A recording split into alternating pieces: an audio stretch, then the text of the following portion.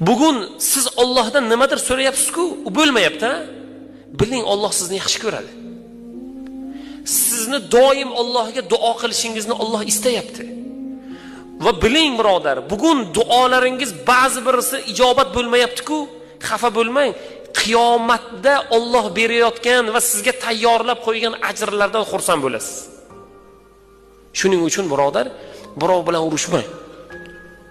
Birov pulga, molga, mansabga, bir narsaga talashsa siz talashmang. Siz berib yuboring. Siz berib yuborganingiz evaziga Alloh sizga qanchadan qancha ko'p narsa berishligini qiyomatda ko'ramiz birodar. Shuning uchun kuyinmang. Siz uchun xafa bo'lmang. Ba'zi bir narsadan bugun qiyinchiligingiz yoki pulingizda, yoki badaningizda, yoki qalbingizda, yoki bir ishingizda bir muammo va u muammo bugun hal bo'lmayotgan bo'lsa, siz xafa bo'lmang. Xursand bo'ling.